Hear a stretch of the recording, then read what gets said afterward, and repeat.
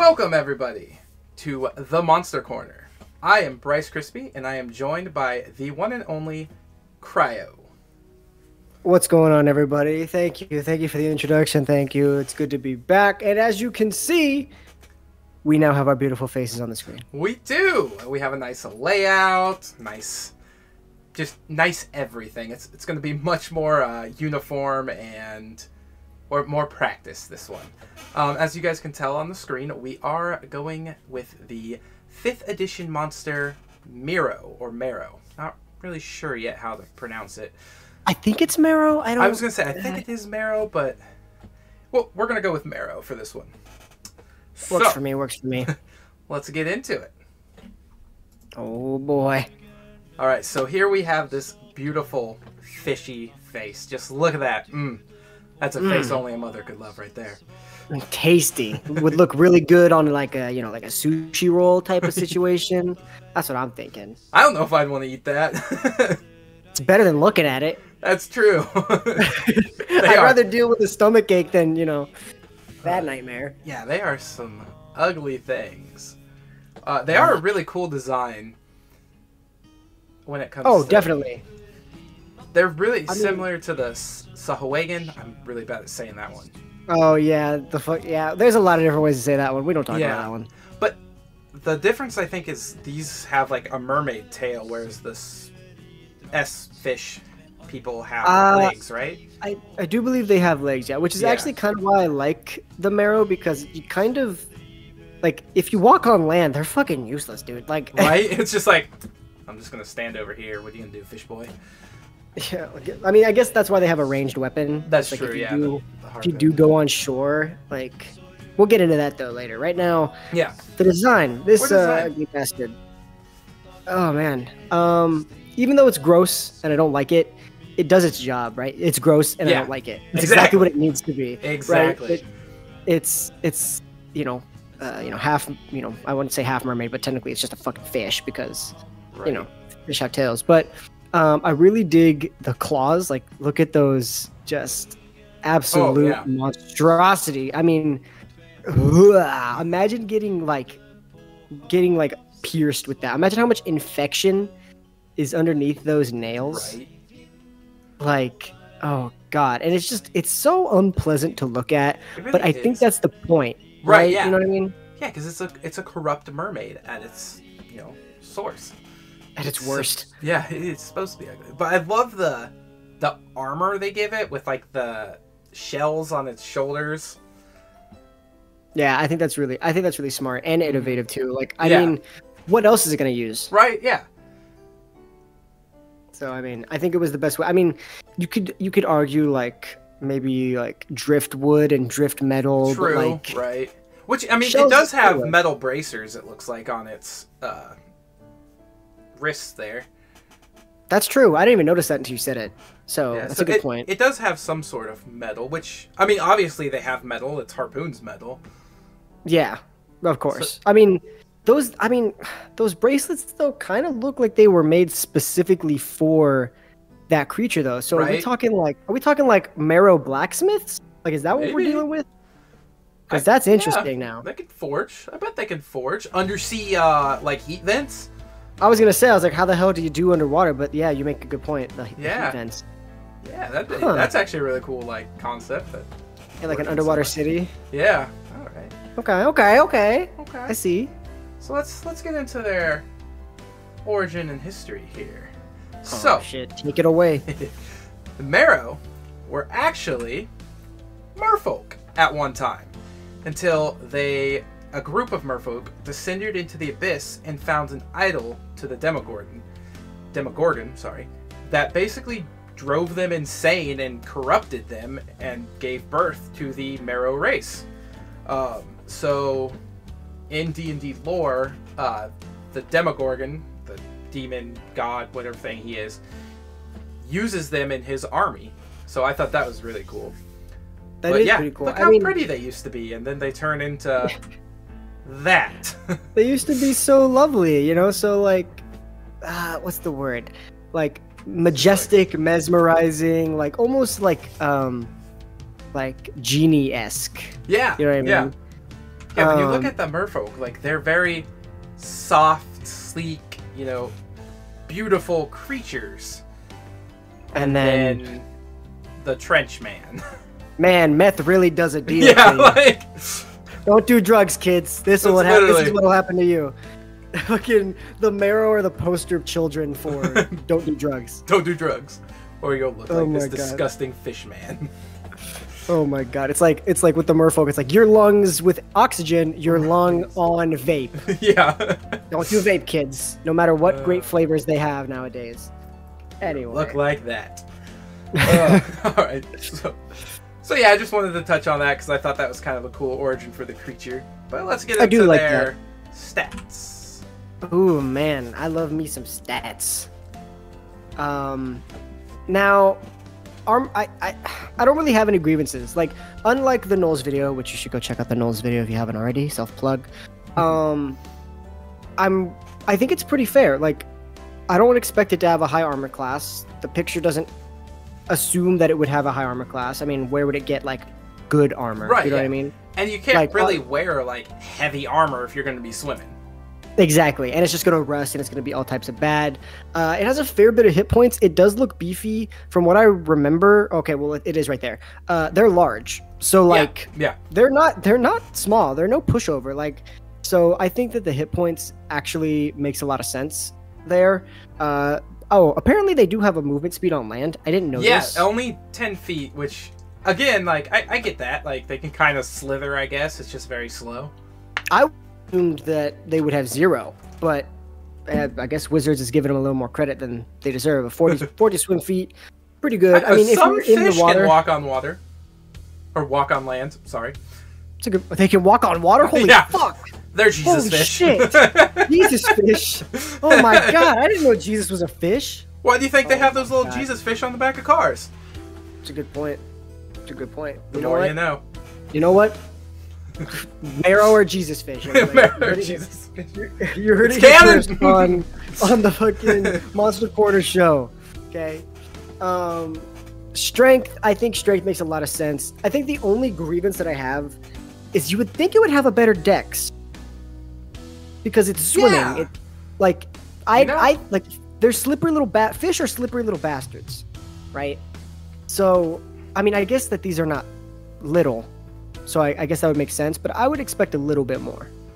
My only grievance, and it comes from the lore, is their intelligence being so low. Well, weren't they stupid enough to make it like a... I mean, they were, but they're also, like, minions of a demon. And, like, obviously they can craft, like, armor and stuff. I don't know. I just feel like... I don't think they should be super intelligent, but I think 8's a little low. I think 10 would have been fine.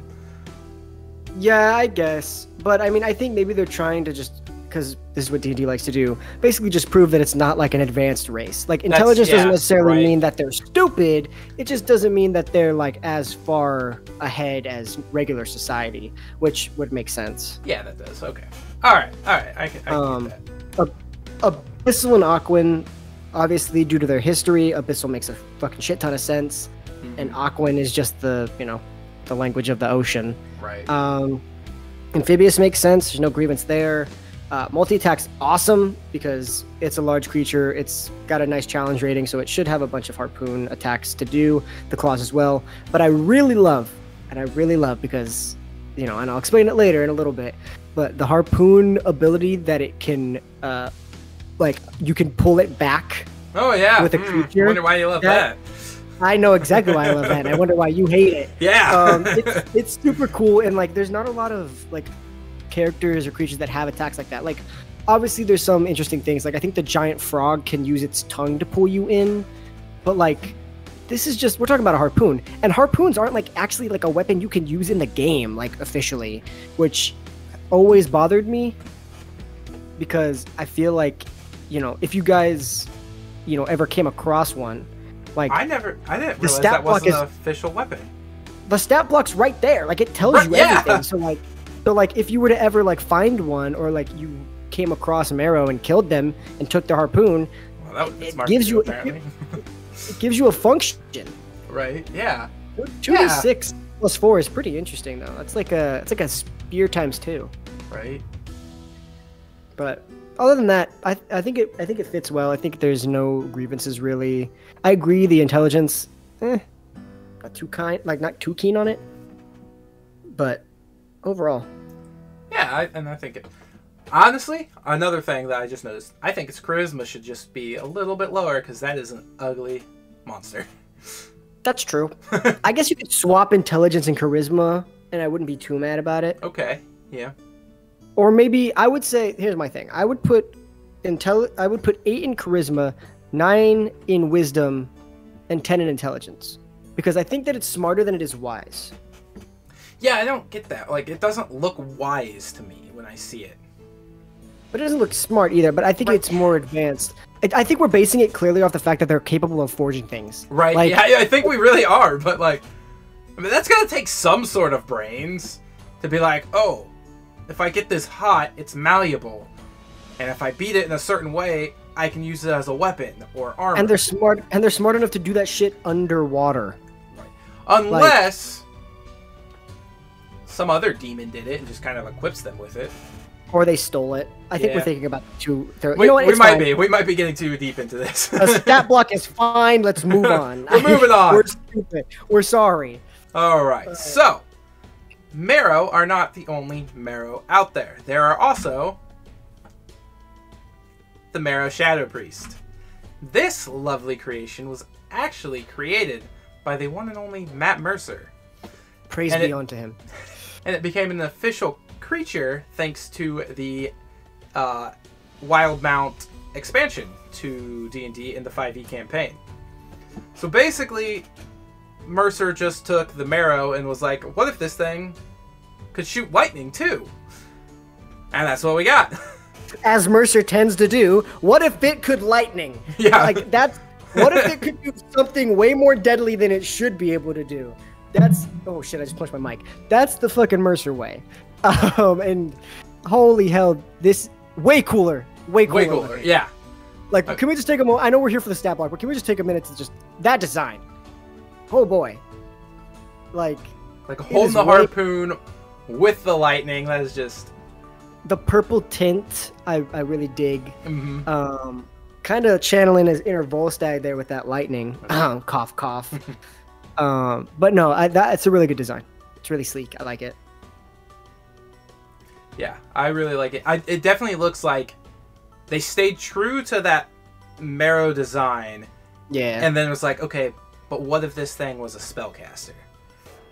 Which I really like that concept altogether. It was just like, let's take shit and make it a spellcaster. Like, yeah. Let's take a goblin and it's now a spellcaster. Like, let's take a gnoll and make it a spellcaster. Like, that adds so much more depth to everything about the character. Yeah.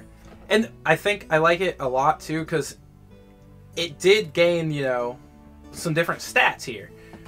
We get a wisdom increase, we get an intelligence increase, strength increase, dex increase. Actually, I think everything increased besides charisma. Which, I guess. It's less ugly, so I don't know why that's not a thing. It's probably still a dick. Oh yeah, he's probably still a bastard. So that's awesome. I don't know if you've, looked at the different spells it can cast, but it can actually cast Sleet Storm as well. Oh shit. It's looking like a combination, now that I'm looking at it. Obviously, I think they're trying to go along the lines of it's more of a druid type casting because it's primarily wisdom. But I'm seeing some things in there that maybe wouldn't necessarily be in there. Like obviously you see Druidcraft, Cure Wounds. I think druids get Thunderwave. Yes. But then you have something interesting here. I don't believe Lightning Bolt is a druid spell. I think you get Call Lightning. Yeah, I don't think I get Lightning Bolt either. I think Lightning Bolt is... I think Bards can do it. Nope, that's not true. I think it's just Wizards and Sorcerers. So that's really interesting, but thematically it fits. I've always personally believed that Druids should be able to cast Lightning Bolt. Because it's an elemental spell. I even think Druids should be able to cast Fireball, but don't come crawling to me, people. I say a lot of things that maybe people don't agree with. But I do like that they went with a Druidic or maybe Oceanic-based casting rather than intelligence. I think it fits. I think it makes more sense. It reminds me of Poseidon and Neptune. Yeah. They, even though they're always gods of water and stuff, there's always lightning with them. Exactly.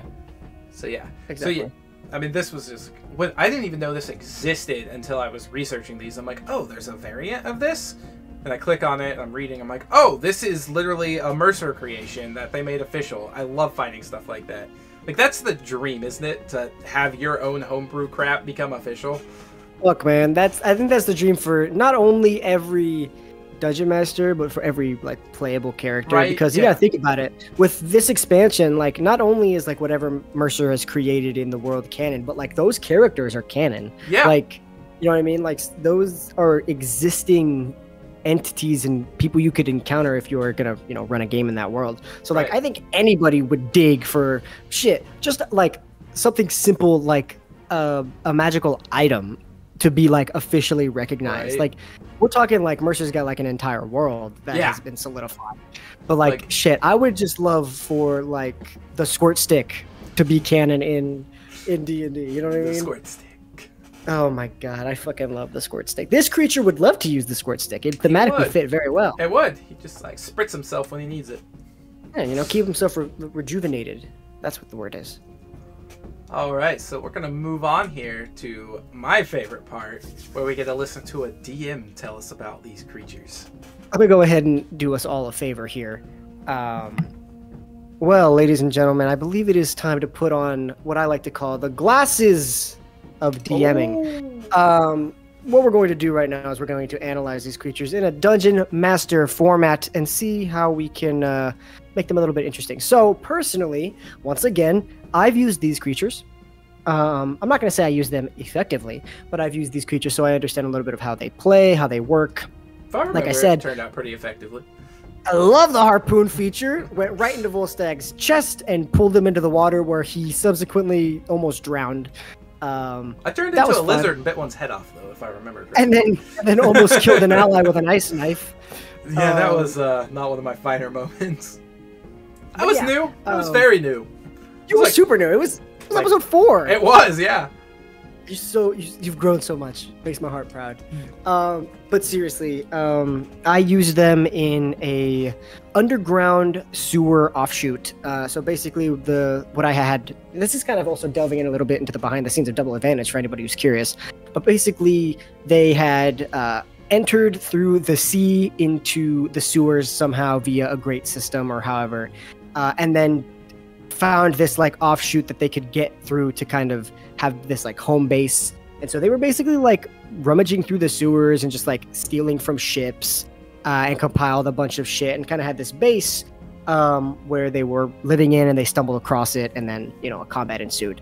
And that was just kind of me giving a little bit flavor, you know, trying to find a way to use an aquatic creature without them being on the ocean. And you could do so many different things. I'll dip into this again like I did last time. You could totally rock with a Merrow cult that is trying to unleash something, whether it be, you know, maybe trying to revive a dead what are these things called? What are the magic ones called? Shallow Priest. Shallow Priest. They could try to be, you know, revive a Shallow Priest. They could be trying to turn somebody into a Shallow Priest. Anything of like that. Cult situation. Cults are great, people. You heard it here first. Cults are great. They're a perfect tool for pretty much anything in D&D. And like, I mean, fuck, I did it. You know, Yanti. You know, I did it, right? But it doesn't have to be executed in, you know, a specific way each time. It could be different each time. I definitely like the thought of maybe your ship, you're out in the ocean, your ship gets ambushed by a couple of these guys. Or gets absolutely like destroyed. Like you could run into like a clan of Shallow Priests that just fucking light up your entire like ship, like the entirety of the ship. Do you know what I mean? Does that make sense? Right. Yeah. And then you're like marooned in that area.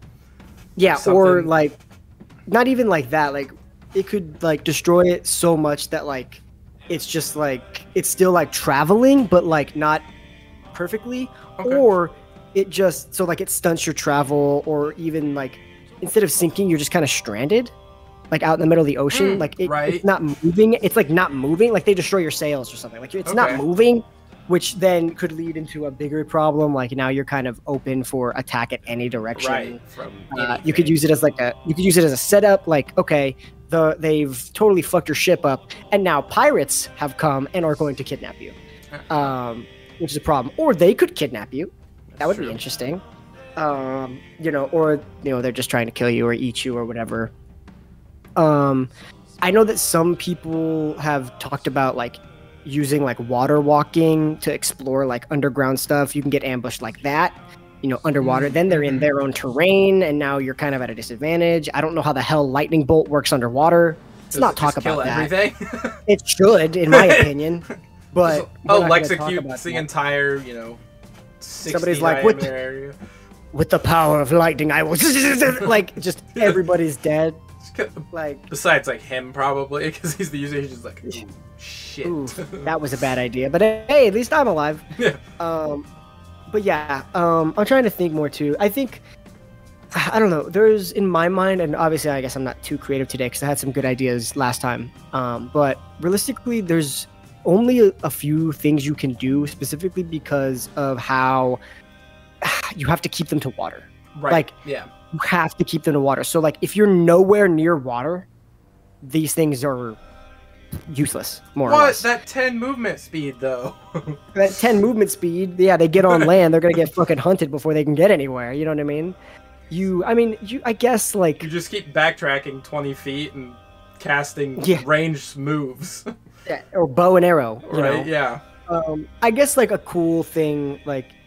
Once again, you could use them for plot purposes, right? Like, you can use them to set stuff up. You kill a couple Merrow, and they have, you know, brands on their body, and you have to figure out what the brand means and how that relates to Merrow. And, you know, maybe somebody's hunting Merrow and just, like, cutting off their tails and shit. Like, you know, poaching them. You can make it like actually Merrows are like the endangered species in that scenario where it's like, oh, we need to help the Merrow because they're getting fucking brutally, you know, hunted for sport. Another cool thing that kind of just popped in my head is like a port, let's say a port city, and just a bunch of Merrow just like come from the ocean around it. Like, yeah, they're slow, but like when there's a lot of them, that could be a little difficult to deal with. You know, like you're gonna have to go through like hordes they're of them. sieging a city. That'd be awesome. Yeah, they're sieging a city. I don't know what good that would do for them because, you know, they can't really move very well. But yeah, they're trying to like take over a city, or they're trying to take over like a stronghold. Like there could be like a whole. I'm getting better ideas. Like a whole like war, like a ocean v land war where it's like there's like battles waging like in the ocean. Like, and people are putting water breathing on themselves and going down, and like there's fights happening. And so like taking a land unit or taking over a land stronghold would be like a really big, like, okay, well now we have to infiltrate the stronghold and try to take over these. You don't really see Merrow being like, okay, they took over how'd they take over the stronghold? Right. Like they can't even walk, but that could be an interesting, like something different, something new that like, you know, you don't have to always stick to, you know, oh, the bad humans, or, you know, a bunch of goblins, or, you know, you could switch it up and you could replace. But yeah, if you're kind of far away from water, unfortunately, there's really not much you can do. I was gonna say, with you talking about the sieging the city, and an idea popped in my head, like with the Shallow Priest, they could cast Sleet Storm onto the city and make, you know, kind of snowy, icy terrain that they'd probably be able to, you know, navigate on. It's a good point. Yeah, they could give themselves a surface that would be manageable. I would say it probably, as a DM, I probably wouldn't rule that it would give them like their full 40 movement. Right. But I think instead of 10, it maybe would double it to 20. Give them a little bit faster, which is pretty good. And to be fair though, like a Shallow Priest with Lightning Bolt, I think that's like a 120-foot range. Yeah. You just go around fucking blasting that, and it's not even gonna matter. And I think Chain Lightning's the one that chains, duh. But I think Lightning Bolt goes through people. So like if there's like a line of enemies, they just fucking sends it straight through, which is pretty baller in my opinion. But yeah, that's what I have. And now the glasses of DMing will come off. So. All right, guys. So that's gonna do it for our second episode on the Merrow. If you guys like this, please hit that thumbs up button. Leave a comment to let us know how we're doing, and leave a comment to tell us what creature you want to see next. And know that it doesn't have to just be a monster. It can be a beast, a fae, living item. Maybe you want us to go over a spell. We haven't really thought of that, but we can do it. I mean, we could do it. We would probably have to call it like Spell Corner or something. Yeah, but you know, the Spell Corner episode. It happens. Or we could just call it like, okay, welcome to the Monster Corner, like I don't know. Edition? We'll figure it out. Yeah, we'll figure it out. Yeah. Like a subsequent, like a show within the show. You know what I mean? Yeah. Like welcome to Monster Corner spells and stuff. Yeah. You know what I mean? Like that. Yeah. Like an offshoot show. We'll figure it out. Don't worry about it. But if you guys want to see more of us, other than this, you can check out the Double Advantage D&D podcast. The links are below, as well as everybody that is involved in that and their channels and Twitches and YouTubes and everything. But yeah, I think that's going to do it for this one, guys. So we will catch you on the next one. Peace. Peace.